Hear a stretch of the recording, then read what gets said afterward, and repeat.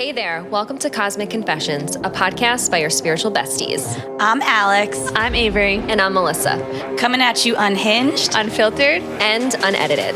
Join us on this journey as we explore the profound, the practical, and the unlimited potential within us.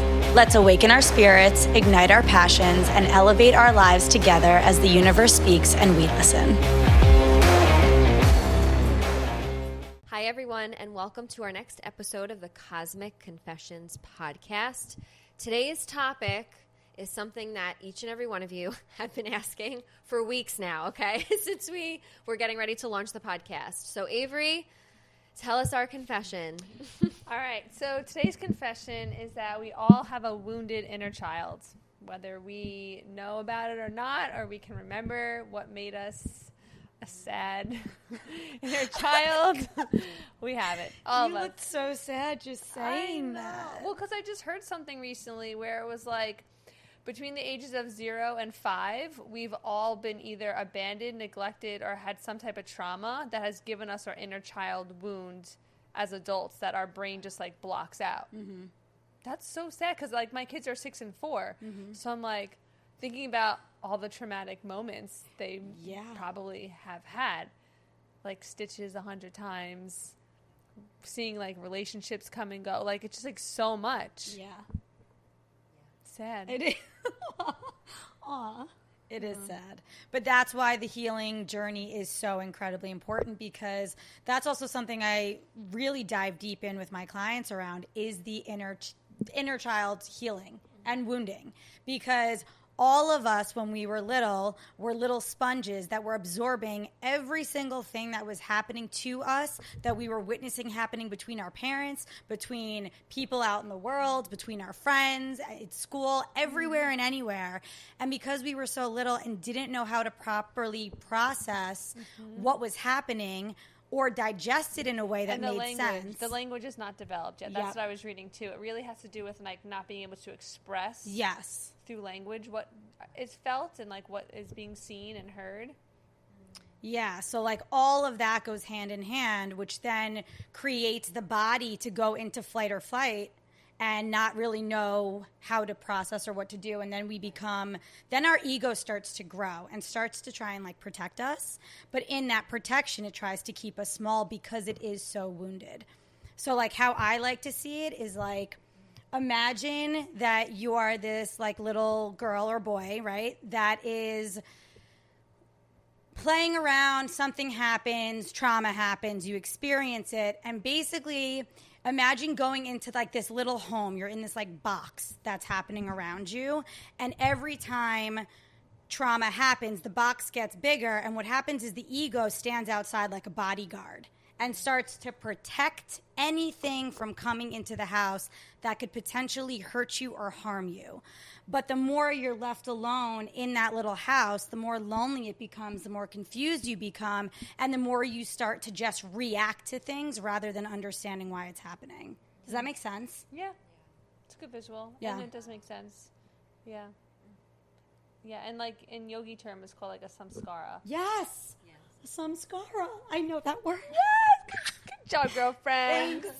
Thanks. Yeah, and it's like you hear the word scar and samskara, so it's almost like there's good ones and there's bad ones. Like the good ones, I think of like core memories. Yeah. Like we just made a core memory. Yeah.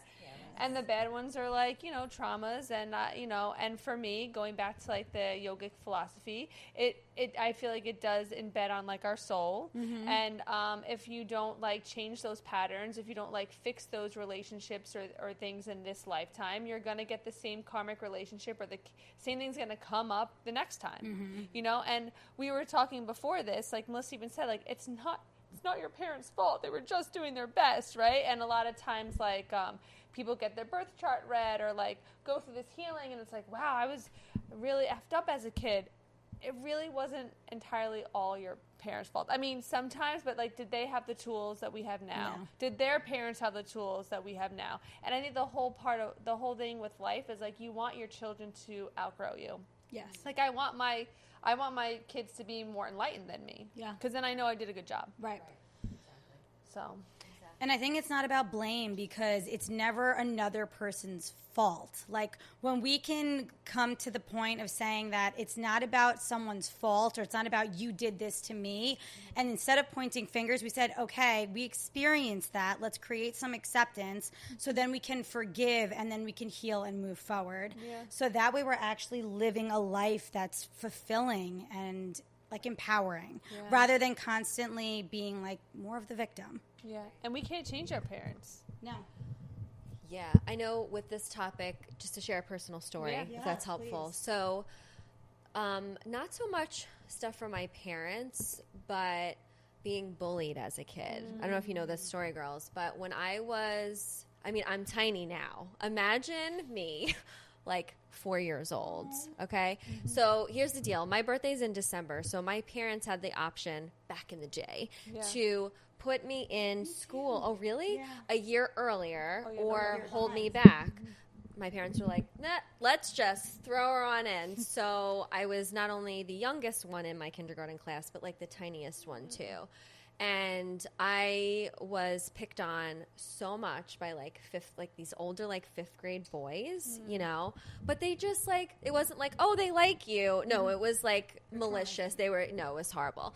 So one of the wounds that inner child wounding that actually came up for me when I first started my entrepreneurship journey was this wounding around being seen. And so I guess you could say the gateway to inner child healing was connected to my entrepreneurship journey and being seen and being on camera and sharing my voice, sharing my story. And so what would happen is I would have so much anxiety, going to talk in front of people. I actually had a really bad stutter as a little girl too. Thank goodness for speech therapy. So sometimes even when I have to publicly speak in front of a big group of people or in front of men or older people, the same inner child wounds, I feel it in my body. But it's so interesting. What I ask myself now, because I've done this work, is I'll ask myself when I start to feel that trigger, a wound coming online, is I'll ask myself, Melissa, how old are you right now? Melissa, how old are you right now? And 9 times out of 10, I'm like, oh, here we go. Little 4-year-old Melissa's here. It's not, 30-something-year-old Melissa. It's little 4-year-old Melissa. And what I'll do is, if I can, I'll take a moment. I'll close my eyes, and I always do the same inner child healing visualization. And it's however old that wounded Melissa is, I always envision we're at the park, at a bench, and I invite her into this little bubble of visualization, and I'll just have a conversation with her and remind her, okay, what's going on with you? What do you think is going on? And then I always tell her the same thing, because it's usually little 4-year-old Melissa that comes online, and it's listen, this is who we are now. We're not bullied anymore. Yeah. We're so confident. We're communicative. We're elegant with our words. Men listen to us. Women listen to us. Everybody loves our story and our voice, and this is who we are now. So what I need you to go do now is go on that playground and go play. I got us. I got this. Yeah. And then I send her on her way with love and light and gratitude, and then you move through it. I think the inner child just needs to be nurtured and needs to be heard again. And you can give yourself, you can do those timeline jumps, and you can give yourself that nurturing that you didn't get. Yeah. That's the cool thing about the soul, how I see it. It spans across dimensions of time and space. So if you're doing the inner child healing work now, energetically, I believe that you're kissing the forehead of your younger child decades ago. That energy can timeline jump. That can jump dimensions. So that's always been really helpful for me. Asking how old are we here? And then doing that visualization. Yeah. That's been really helpful for me. I love that. Yeah. That was really beautiful. Little Melissa. Do you have an inner child wounding story you like? Of course I do. I don't even know where to begin with that. My goodness. I had a healing session last summer with someone in the community, and they brought me to my happy place, and my happy place was a beach. And they said, okay, and there's a little girl there. and, you know, I want you to play with her. And then just brought me through different scenes. Like, okay, now I want you to vision yourself in your house that you grew up in, and there's someone at the door that you have an issue with in this, you know, in this lifetime. And you can either close the door or open the door and invite them in. And, like, a lot of tears came out, and just, like, but it put me back, it put me in control. And it also made me the protector of my younger self, which was really nice. And then what I found out ever since that healing session, she used the word like, okay, now it's your duty to protect your divine daughter. Like the divine daughter. I love that. And, you know, being a boy mom, like I always am like, oh man, like maybe I did want like a little girl one day, you know? And then I noticed like last summer I was really connecting to like my nieces and just like looking at them, and like the one is like a little older and just being like, you're beautiful. And at first I remember her being like awkwardly smiling at me. Now I say it every time I see her and she goes, I know. And like, yes, that's what I want to hear back. I want to hear you say, I know. Because when I first was telling you were beautiful, you were like nervous and shy and couldn't accept that. And that's where a lot of my stuff comes from. It's like, am I really worthy of love and all these things? Because, you know, I was definitely hugged as a child. I didn't like it, but I was definitely like forced to hug people as a child. There's something about how I express, and then I don't know, it goes into like love languages. Like I'm not a physical touch type of love language type of person. So I need words of affirmation. I need to constantly be told that like, you're okay, I love you, you are safe, this is what can I do for you, and like acts of service, right? But like so I just feel like for me, I can't think of like a specific time in my life, but I do know now as an adult, I feel like when I see like if I'm around like little girls, like sometimes I can just like cry, I can just weep, because like when I look into their eyes, like I so see like me as a younger person, you know. And I think, I don't know what's going on like with the collective and everything else, but like I feel like younger girls are also so empathetic now, and are being born into like such spiritual bodies that like, I don't know, just like a feeling I get like around like these like younger girls. And you know, it's different energy than being around boys all the time. I can understand that. Very different. Also, like, I just think the collective, like the feminine collective right now is healing on like a very, very deep level. Yeah, and this morning I had 2 births this morning, and it was both girls. Can't believe and you had 2 births. 2 births this morning. Yeah. When you texted that in the group, I was like, okay. Yeah, I'm like, I'm gonna be a little Today's tired. the day. We're gonna have a day. And then before that, I like Memorial Day weekend too. I had another girl, and even the way the female births are happening, they're coming fast, furious, and like. I'm sorry for anyone that's like having a boy right now, but it's just a different energy that's coming out. I really do feel like the female collective is just like ready to change the world. Yeah, and because our bodies are changing, it's also changing what we're making and creating in the room space. And our sacral chakra is like fired up, and like, you know, it's just a different breeds out there that are being born. Just saying. Here for it. Yeah. Here for it, honestly. I think that's really beautiful, though. And I think that we, though, as the divine feminine that are rising up to this level, are also calling in the divine masculine and forcing almost the men to step up in these new ways. Well, we were talking about that, too, where I'm noticing a lot of women, like, don't even want to be in relationships right now because, like, and listen, I don't want this to go the wrong way, and take no offense to this, but, like, I feel like some women are just being like, we've done the work. I'm worthy of so much and deserving of so much. If you fall just a little bit short. I think, though, in a way, it does help, hopefully in a more loving way, it helps motivate the men to then want to step up to say, wait a second, you are doing the work, and that's important because you're important to me, so I'll be willing to do the work also so we can be at this higher timeline together. Yeah. But there is a shift, and there is like I think like females really like went to like a 5D realm super fast, and like we're like waiting for some of these men to catch up. That'd be nice. Yeah. But it's okay. Oh my gosh. It's like, it's like my brain like can go down a rabbit hole of just like.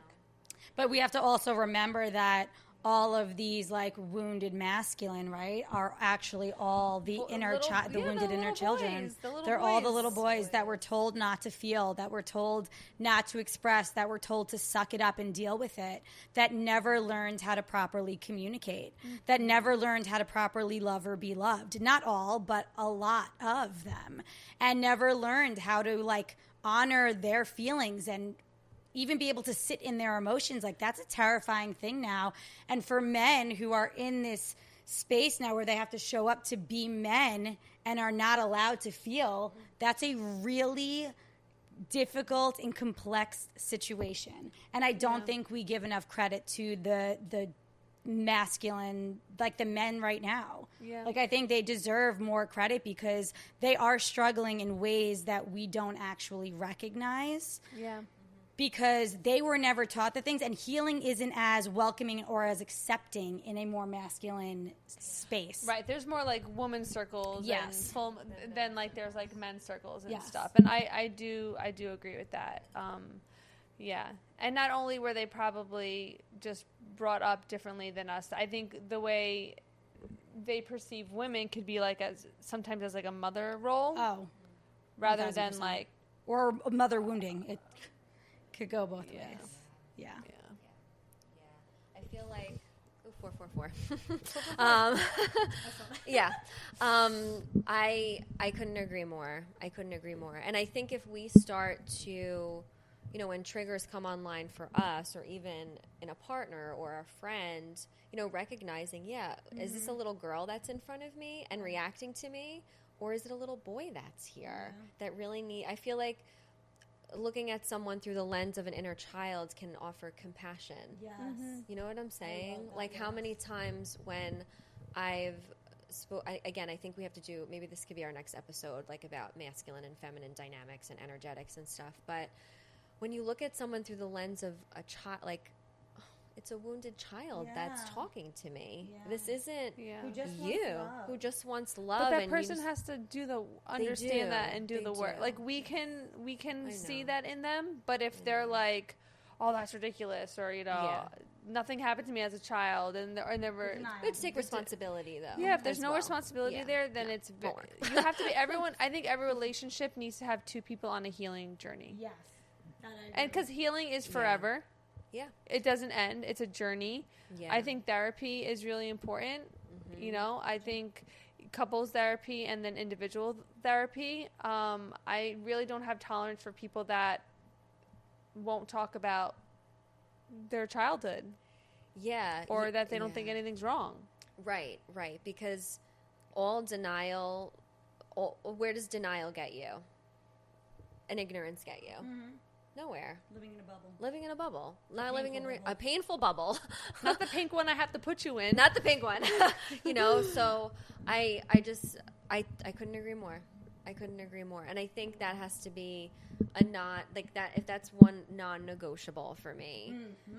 Not just with friendships, but with any sort of ship, any sort of relationship, okay, that sails out of the harbor that is my life, in and out of the harbor. You have to have done the work, or at least starting. Be a willing and active participant to heal your life, to heal yourself. And oftentimes that's your inner kid that needs the love, you know? Yes. Well, I think that we should then pause here and jump into, we're going to do a to be continued, because I actually think this can go so much deeper, and we need to really lean into that.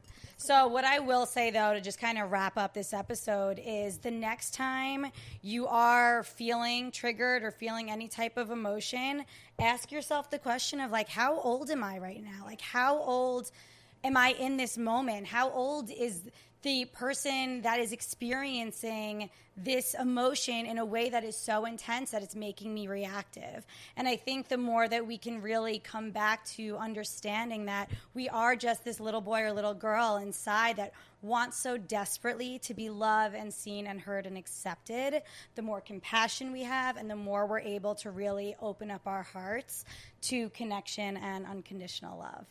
So thanks for tuning in. We appreciate your time, your energy, sending you guys so much love and light. And please tune into this next episode because this is definitely a to be continued. Yes. Sounds good. See you next time. Bye. Bye.